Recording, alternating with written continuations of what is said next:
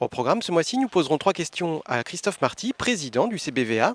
Nous partirons en Normandie pour l'essai de l'Alfa Romeo Brera 2 litres de JTS. Mais pour commencer, voici tout ce qu'il faut retenir de l'actualité de l'automobile italienne, tout en images.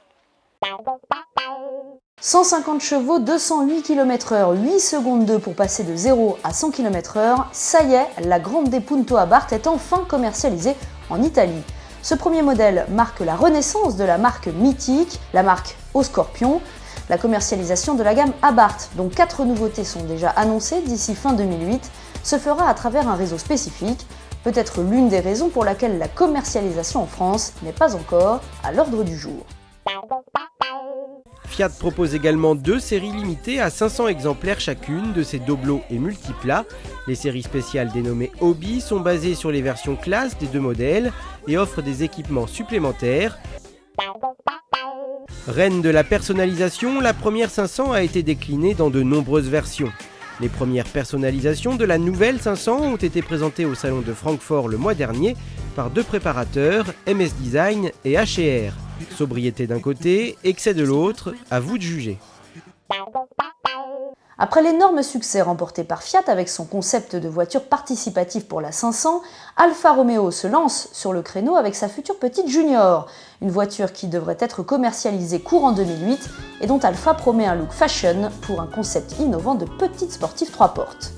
En attendant de la découvrir, Alfa proposait jusqu'au 3 octobre aux internautes d'inventer son nom. Bonjour, je suis le rédacteur en chef.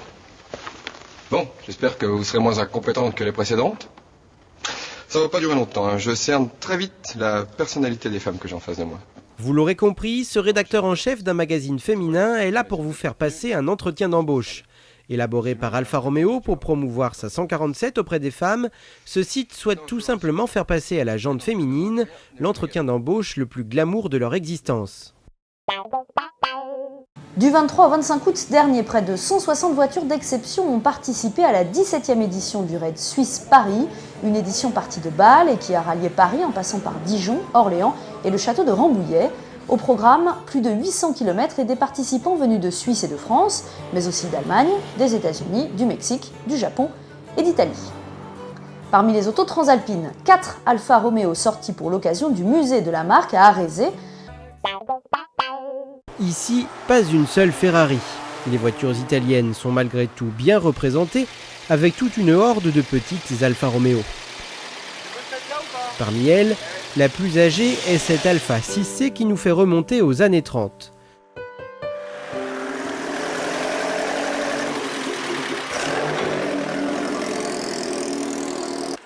Autre italienne, autre époque, avec cette Giulietta Speeder de 1959, une auto plutôt tolérante. J'ai fait le tour de Bretagne sur 3 cylindres avec un piston qui était décaloté. La voiture, elle a quand même fait tout le rallye pendant 3 jours. J'ai sur 3 cylindres et bon, et puis on a fait le moteur après, quoi, voilà.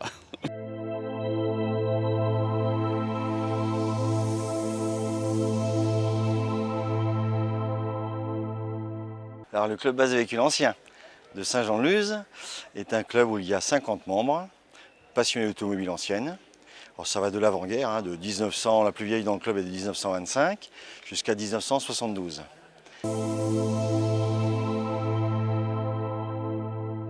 Alors pour moi personnellement, l'Alfa Romeo d'avant-guerre. Après, pour certains, ça va être Ferrari. Moi, c'est Alfa Romeo avant-guerre. Ça, c'est une évidence. Parce que c'est l'histoire automobile. Ça fait partie, Ferrari n'existait pas avant-guerre, ils travaillaient pour ces gens-là, il y avait Maserati, il y avait Alfa Romeo, il y avait tous ces gens-là, il y avait Bugatti, des voitures de course qui faisaient toute l'histoire de l'automobile, enfin au niveau course. Mais Alfa Romeo, c'est quand même une marque et quand on voit l'histoire d'Alfa Romeo, c'est une histoire extraordinaire.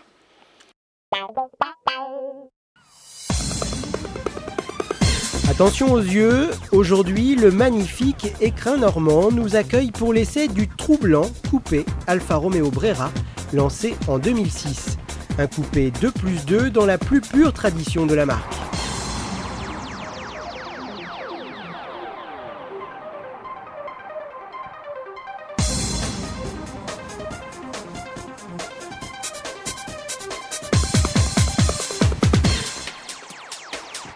Sa ligne à couper le souffle est pour le moins musclée, Trapue, la voiture affiche une agressivité renforcée par le dessin du bouclier avant, des rétroviseurs ou bien encore des passages de roues arrière élargis.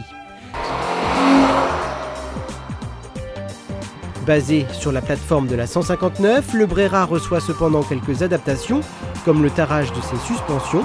Le comportement légèrement sous-vireur est stable en toutes circonstances mais manque un peu de vivacité. Dommage, car le coupé possède par ailleurs une direction directe et précise qui aurait pu aider à faire oublier le poids de la belle. Quant aux deux places arrière, si elles existent sur le papier, en réalité il en sera tout autrement. Il est déjà difficile de caser ses jambes, mais alors sa tête, c'est tout simplement impossible. Même le coffre d'un volume de 300 litres sera plus accueillant.